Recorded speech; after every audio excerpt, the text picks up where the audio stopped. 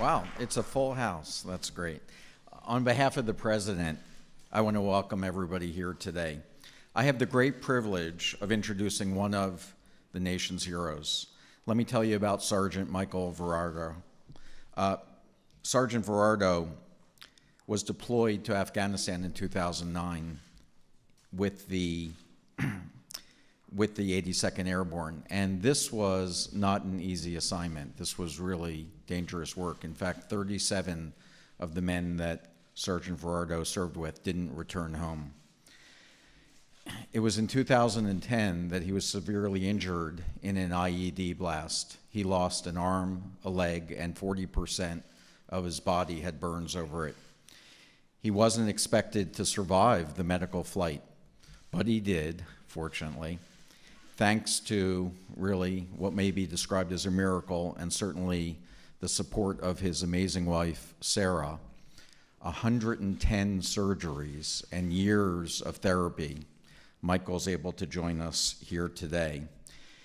And it's veterans like Michael that are the reason that the VA exists. It's why when I had the privilege of sitting in my office not too long ago with Michael and Sarah talking about their experience, that it was really heartbreaking for me to hear their story, because the VA had failed Michael. He had to jump through one bureaucratic hoop after another just to try to get the services that he deserved and he had earned. In one situation, he had to wait 57 days just to get his prosthetic leg fixed. He had to wait 3.5 years to be able to get the type of adaptions for his home that he needed to be able to live comfortably in his home. I'm pleased to say he's waiting no longer. Unfortunately, Michael's story isn't unique, and that's the reason why we're so focused on fixing the VA and reforming the VA. The President and I are committed to fixing the VA and tackling the challenges that have been within the VA system for decades. Millions of veterans like Michael and their families are counting on us. So today we're here to celebrate an important step towards that reform of the VA. I'm thrilled that Michael and his wife Sarah are here with us today. They have 2 daughters in their home in North Carolina, and I think, as you'll see, expecting another very soon. Michael and Sarah, thank you for your service and sacrifice. You inspire all of us to do better. Ladies and gentlemen, please welcome Sergeant Michael Verardo and Sarah.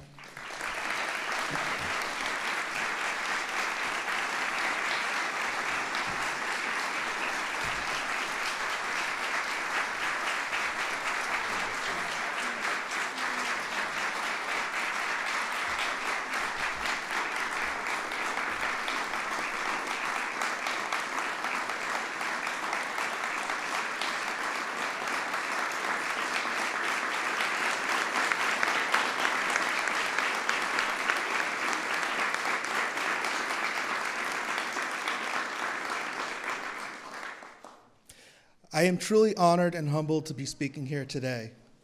For as long as I can remember, I wanted to serve my country. And in the summer of 2009, I had the privilege of deploying as an infantryman with the 82nd Airborne to conduct combat operations in southern Afghanistan. I prepared myself for the worst, death and dismemberment.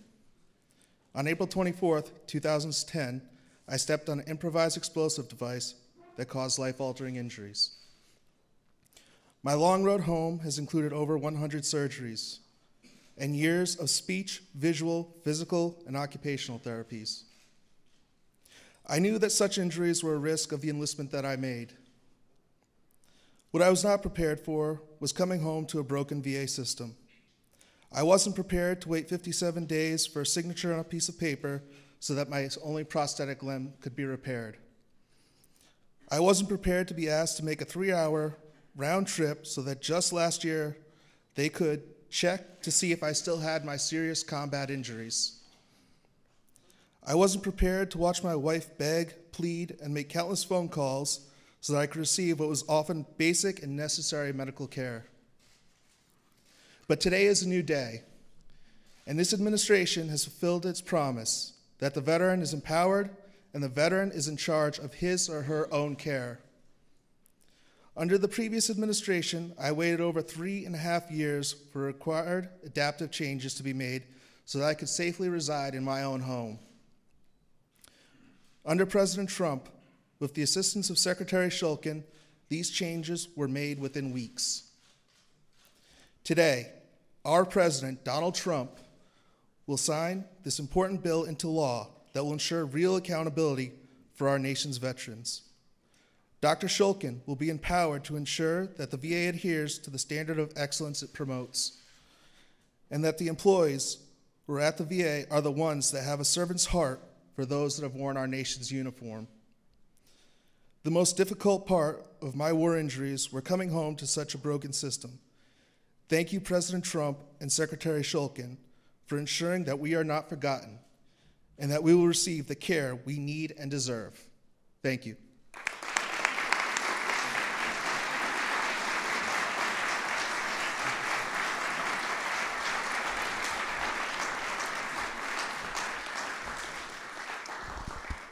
Thank you, Michael and Sarah. I want you to know you're the reason why we're working night and day to make sure that we get this system working better, and we're not going to stop until we do better for families like yours. A few weeks ago, I was here at the White House, and I had the chance to deliver a talk on the state of the VA. And in those remarks, I talked about 13 risks that VA faces in its reform. One of those was accountability. Veterans deserve an organization that they can trust, that provides the highest quality services. Employees who act contrary to our core values erode that trust. And there's nothing more demoralizing to our workforce and to veterans when VA is forced to take employees back who have deviated from those values. I've talked about examples of employees who had 3 driving under the influence arrests, employees that taking care of veterans while watching pornography, and a system that allows this is clearly broken. We won't be able to accomplish any of the reforms that we need to in the VA if we don't get the right people in place.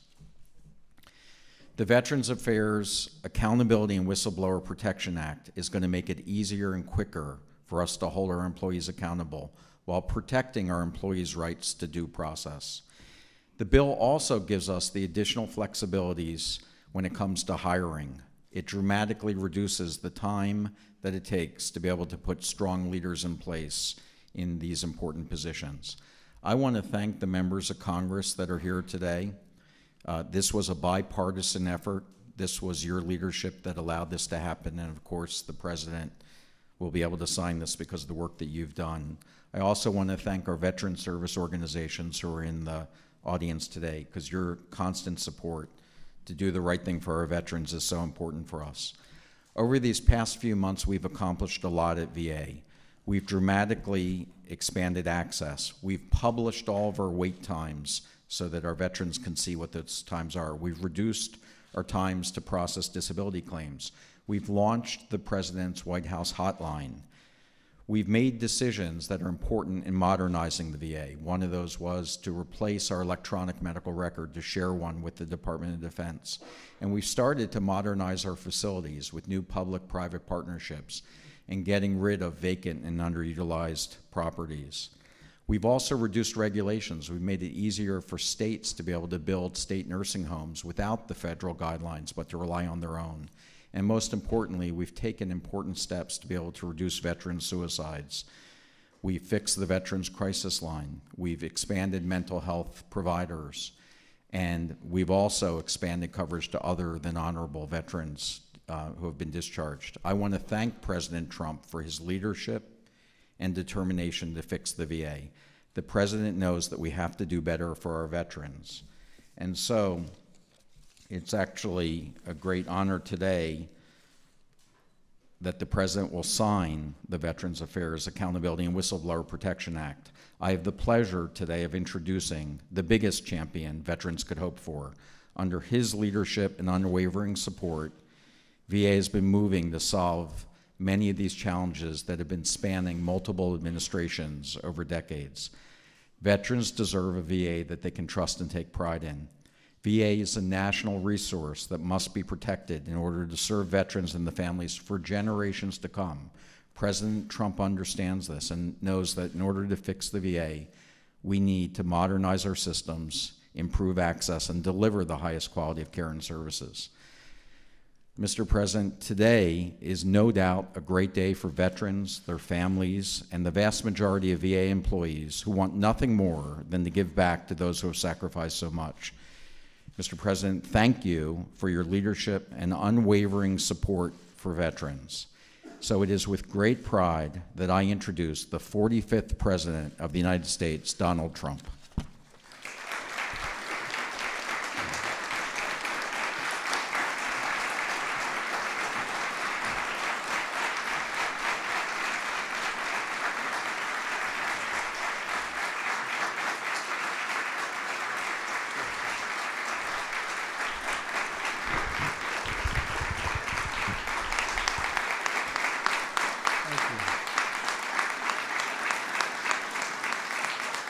Thank you very much.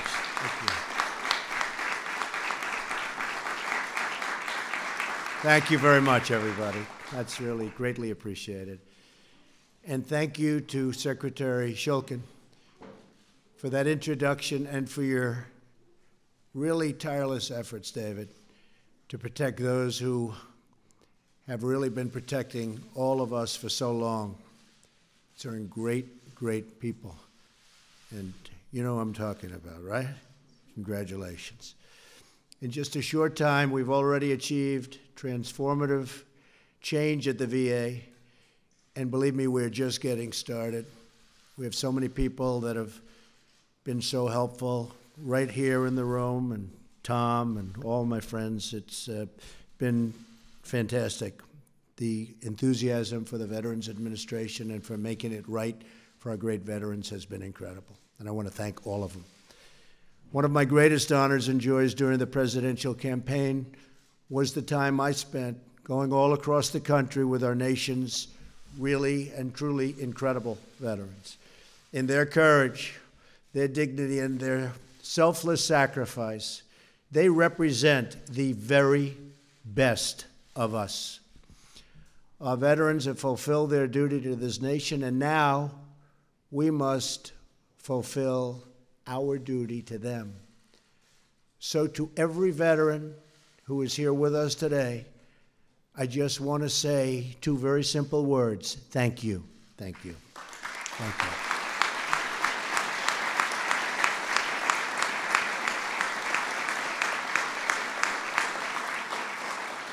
you. You are the warriors and heroes who have won our freedom, and we will never forget what you have done for all of us, ever.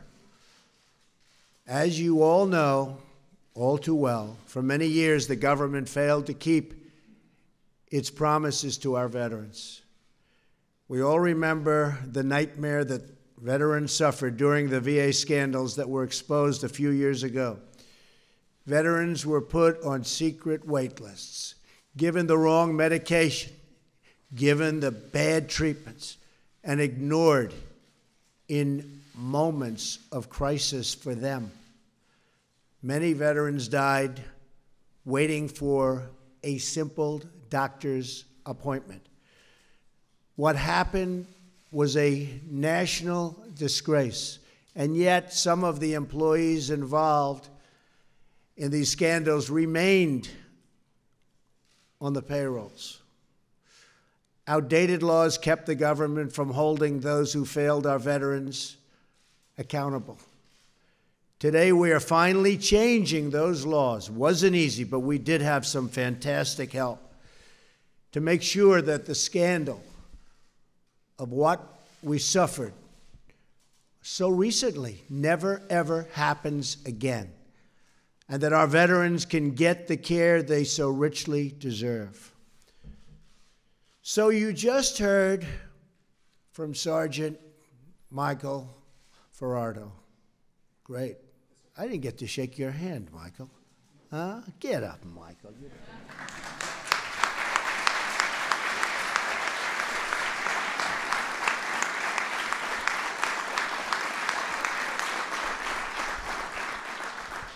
He gets up better than I do. Thank you, Michael. Michael lost 2 limbs in defending our country, and yet he had to wait 57 days to get his prosthetic leg repaired. It's a long time, Michael. And over 3.5 years for modifications to make his house more accessible. What happened to Michael is happening to many, but it's rarely happening under our leadership and David's leadership anymore. That I can tell you. Our wounded warriors have given everything they have to this nation, and we owe them everything we have in return, and we're taking care of it. Today, we are taking a very historic action to transform the VA by enacting the VA Accountability and Whistleblower Protection Act. This was not easy. This was not an easy one. And it's one that they've wanted to do, Michael, you know, for a long time, for many years. Couldn't get it done. We got it done. This is one of the largest reforms to the VA in its history. It's a reform that I campaigned on, and now I am thrilled to be able to sign that promise into law. VA accountability is essential to making sure that our veterans are treated with the respect they have so richly earned through their blood, sweat, and tears. This law will finally give the VA secretary, who is, by the way, just doing some job, and he's doing it with this and with the heart. Believe me.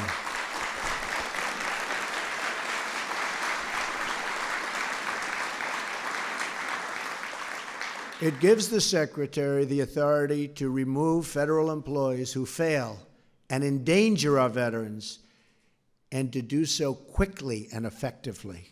It's been a long time since you've heard those words. Those entrusted with the sacred duty of serving our veterans will be held accountable for the care they provide. It's a big statement. At the same time, this bill protects whistleblowers who do the right thing. We want to reward, cherish, and promote the many dedicated employees at the VA. This legislation also gives the VA Secretary the authority to appoint new medical directors at VA hospitals, something which was almost impossible to do in the past. And these are going to be talented, talented people.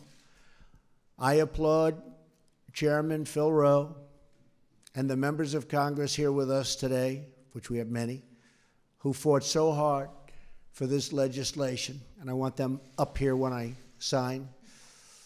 And I just want to thank the members of Congress. They have been really dedicated to getting this done. It was not easy for them either.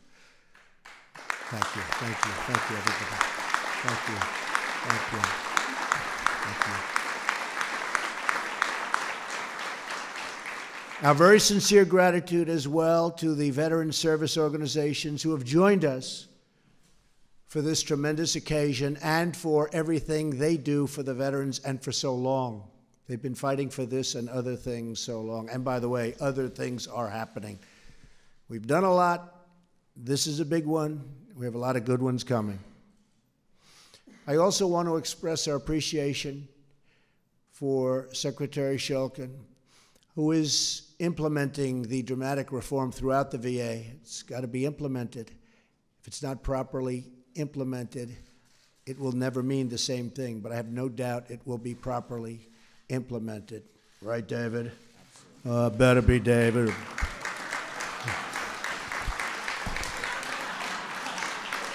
We'll never have to use those words. We'll never have to use those words on our David. We will never use those words on you, that's for sure.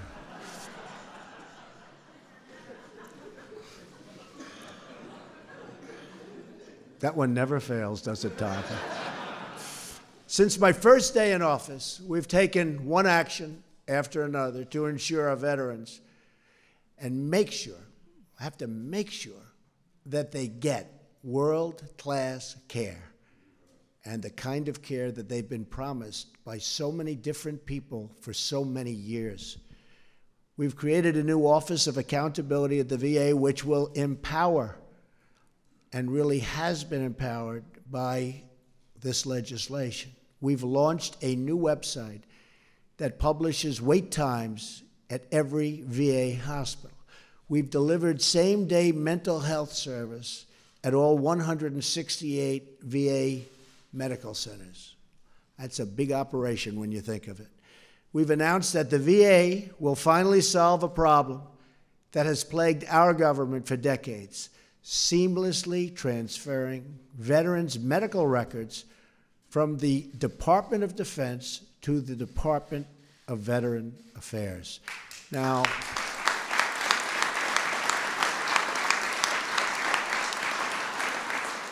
that doesn't sound like such a big deal. It is, believe me. That was a big one. We thought this would be easy, but the people like David and all that have been here and understand the system, he said, that's going to be a tough one. We got it done. So that was a good one. But it is something we're very proud of, to have been able to do it this quickly. I've also signed the Veterans Choice Improvement Act so that more veterans can see the doctor of their choice. Already this year, using the Choice program, veterans have received nearly double the number of approvals to see the doctor of their choosing. And this is only the beginning. We will not rest until the job is 100% complete for our great veterans.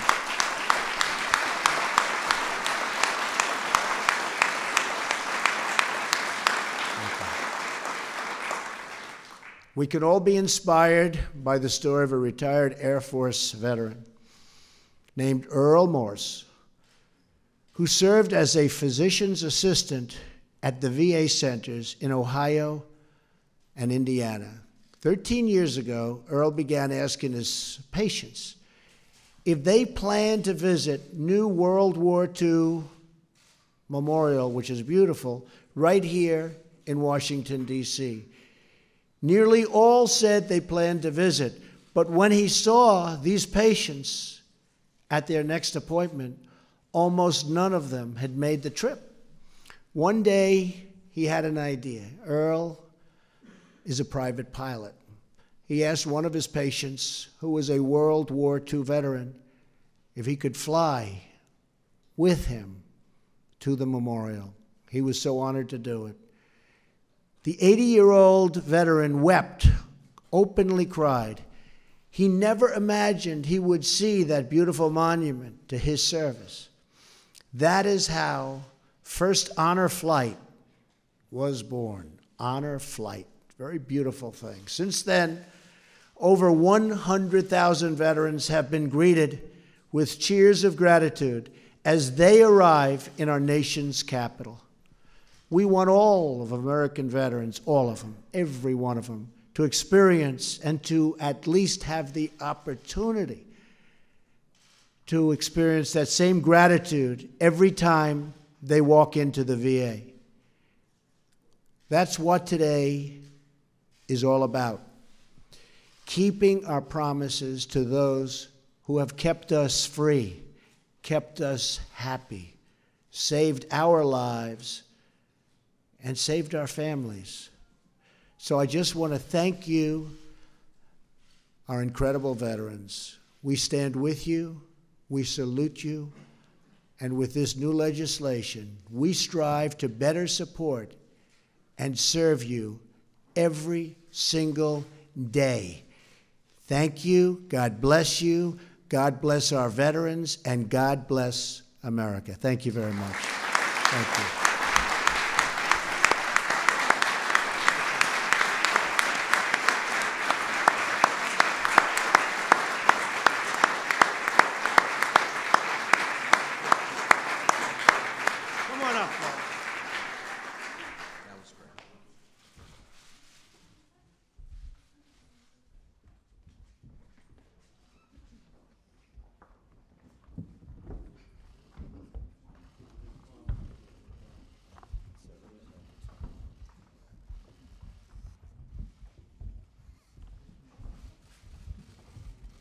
This is something that we are all very proud to be signing. It's a tremendous honor for me. It's a tremendous honor for everybody on stage, and we're taking care of our veterans, and we're taking care of them properly. Thank you, David. Congratulations. Thank you again, Michael. Congratulations. Sarah. Thank you. Nice to see you.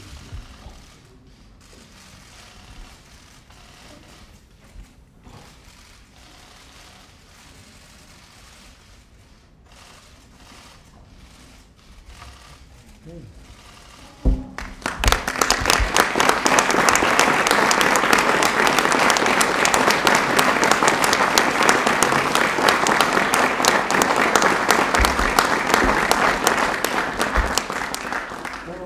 Tom and everybody, who should get this pen? Michael. I have a feeling it's Michael. What do you think? Right? Absolutely, absolutely. Definitely. We're gonna get some others to you.